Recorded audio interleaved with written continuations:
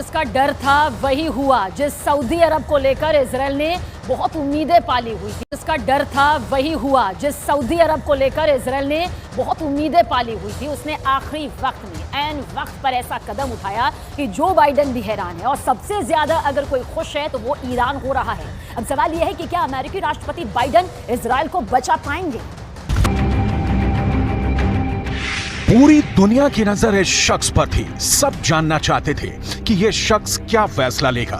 इसने अमेरिका की तरफ देखा, इसने ईरान की तरफ देखा, इसने फिलिस्तीन की तरफ देखा और फिर कह दिया ना। मोहम्मद बिन सलमान ने साफ साफ इनकार कर दिया। इस ना के आगे नए तनाव का खतरा है, इस ना के आगे नए युद्ध का डर है। इस ना की वजह से पूरा पश्चिम एशिया एक भूकंप आने का इंतजार करने लगा है, जो अब पूरी दुनिया को हिला सकता है। सऊदी अरब और इजराइल के बीच फिलिस्तीन का मुद्दा फिर से सुलगने लगा है। जो तबाही मोहम्मद बिन सलमान ने गाजा पट्टी में देखी, जिस खून खराबे की तस्वीरें वेस्ट बैंक से निकलकर पूरी दुनिया तक गई, उन तस्वीरों ने मोहम्मद बिन सलमान को बेचैन कर दिया है।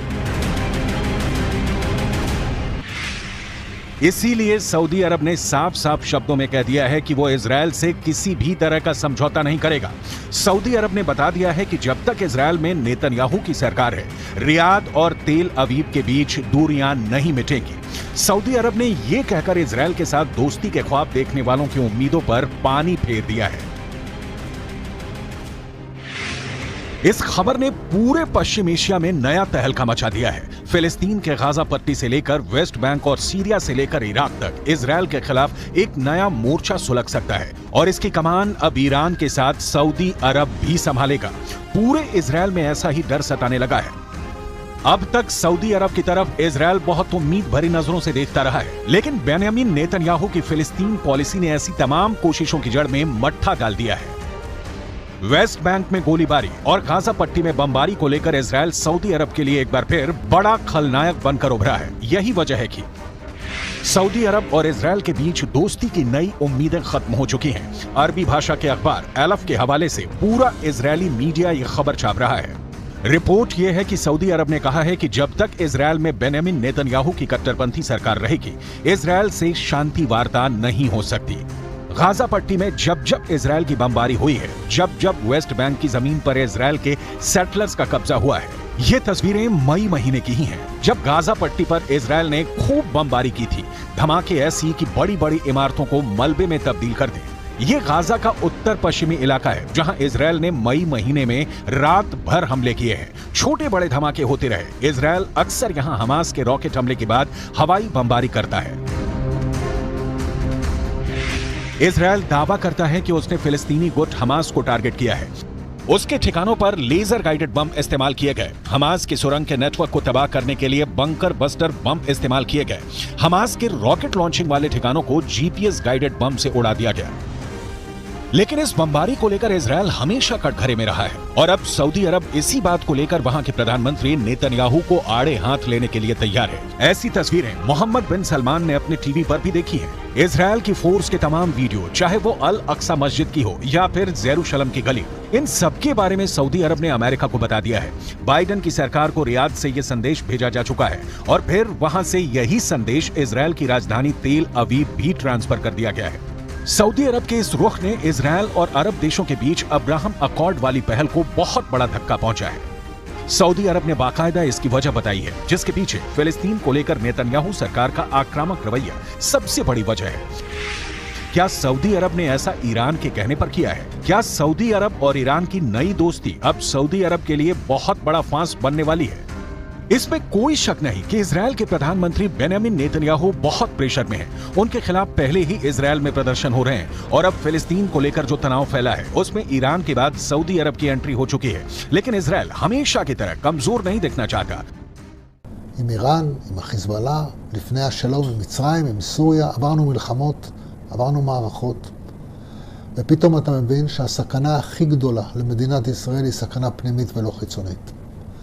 ואז כל מה שנותר לנו זה לנסות להביע את העמדה שלנו בתור מי שבא מאזור שהוא לא פוליטי, אלא מאזור שהוא דאגה אמיתית לילדים שלנו ולנכדים שלנו. पश्चिम एशिया में विवाद के इस पूरे मकड़जाल में इजरायल की फिलिस्तीन नीति नेतन्याहू के लिए मुश्किलें पैदा कर सकती है। सऊदी अरब के क्राउन प्रिंस मोहम्मद बिन सलमान ने कह दिया है कि जब तक फिलिस्तीन में इजरायल का जुल्म खत्म नहीं होगा, जब तक इजरायल और फिलिस्तीन के बीच माहौल ठीक नहीं होगा, तब तक सऊदी अरब के साथ भी इजरायल के संबंध ठीक नहीं होंगे। ऐसा अलफ अखबार का दावा है। कह सकते हैं कि इजरायल के खिलाफ सऊदी अरब खुल्लम खुल्ला उतर चुका है। ईरान से दोस्ती के बाद सऊदी अरब के इजरायल को लेकर ये सबसे तीखे तेवर कहे जा सकते हैं। सऊदी अरब ने साफ साफ बोल दिया है कि जब तक इजरायल में नेतन्याहू सरकार है, रियाद और तेल अवीव के बीच तनाव कम नहीं होगा। फिलिस्तीन में हिंसा अरब मुल्कों को इजरायल के खिलाफ एकजुट कर सकती है। ये ख्याल इजरायल से ज्यादा अमेरिका के लिए बड़ा खतरा पैदा करने लगा है। क्या पश्चिम एशिया में एक बार फिर सऊदी अरब की लीडरशिप में तमाम अरब मुल्क फिर से इजरायल के खिलाफ एकजुट हो जाएंगे? क्या अरब मुल्क और ईरान एक साथ आए तो इजरायल और अमेरिका की ताकत कमजोर पड़ जाएगी?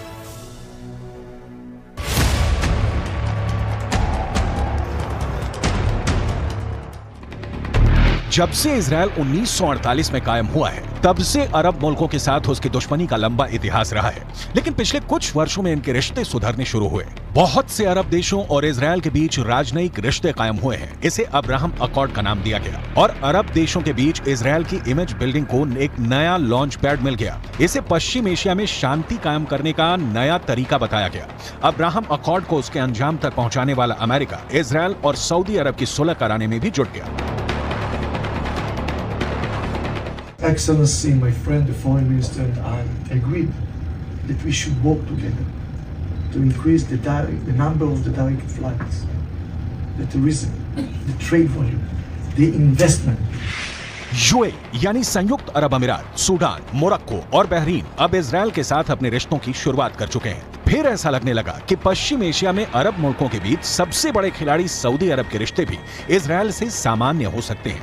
लेकिन अब फिलिस्तीन को लेकर इजरायल और सऊदी अरब में दूरी फिर से बढ़ गई है। इससे पहले सऊदी अरब ने जॉर्डन में अपने राजदूत को फिलिस्तीन का अनिवासी राजदूत करार दिया था। राजदूत को यरूशलेम में काउंसल जनरल के तौर पर भी काम करने की जिम्मेदारी दी गई। लगा कि इजरायल के साथ रिश्तों को सामान्य करने की जो कोशिश पहले हुई है, उसमें सऊदी अरब ने एक नया पेंच फंसा दिया है, क्योंकि यह भी कहा गया कि यरूशलेम राजदूत के लिए राजनयिक बेस भी होगा। सऊदी अरब को मालूम था कि इजरायल की तरफ से इसका विरोध होगा और ऐसा हुआ भी। इजरायल ने फिलिस्तीन अथॉरिटी में सऊदी अरब के राजदूत के लिए यरूशलेम को राजनयिक बेस बनाने के विचार को खारिज कर दिया। इजरायल ने कहा कि सऊदी अरब के नए राजदूत फिलिस्तीन अथॉरिटी के साथ मुलाकात कर सकते हैं, लेकिन उन्हें यहां स्थायी तौर पर रहने नहीं दिया जाएगा। सऊदी अरब ने एक बार ये फिर दिखा दिया है कि वो फिलिस्तीन का बड़ा समर्थक है। फिलिस्तीन के मुद्दे पर इजरायल फिर बड़ा टारगेट बन सकता है। अमेरिका इस बात को लेकर डरा हुआ है, क्योंकि लेबनान जाकर फिलिस्तीन गुट हमास के उप प्रमुख ने यह ऐलान कर दिया है कि इजरायल को फिर से हिलाने का वक्त आ गया है। यह तस्वीर हमास के उप प्रमुख सालेह अल अरूरी की है। अरूरी ने लेबनान जाकर फिलिस्तीन को आजाद करने को लेकर बने पॉपुलर फ्रंट के उप महासचिव जमील मजहर से मुलाकात की। इस मुलाकात में तय हुआ कि इजरायल के खिलाफ इंतीफदा यानी फिर से हथियारबंद विद्रोह का वक्त आ गया है। इन दोनों संगठनों को ईरान का पूरा समर्थन है और फिलिस्तीन को लेकर ईरान इनको फंड भी करता है और हथियार भी देता आया है। इसलिए बड़ी पिक्चर में युद्ध का जो खतरा मंडरा रहा है, उसमें ईरान इजरायल के लिए बहुत खतरनाक साबित हो सकता है। इन दोनों की दुश्मनी किसी भी वक्त युद्ध में तब्दील हो सकती है। इजरायल और ईरान एक दूसरे के सबसे बड़े दुश्मन हैं। दोनों ही एक दूसरे को मिटाने की धमकियां देते हैं। इजरायल को लेकर ईरान बहुत आक्रामक रहा है और उसे नक्शे से मिटाने की बात भी करता रहा है।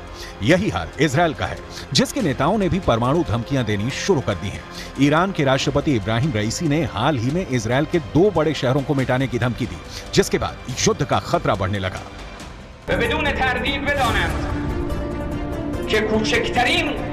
خطایی از جانب آنها نسبت به امنیت جمهوری اسلامی ایران با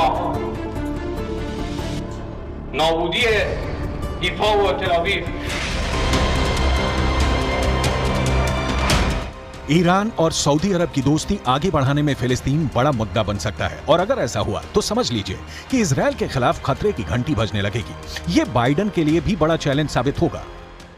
And US and Israel's policy has been to create confrontation between Iran and its neighbors. So the resources of Iran is used to engage in this confrontation instead of helping Iran's people or helping progress. Iran never considered Saudi Arabia to be an enemy.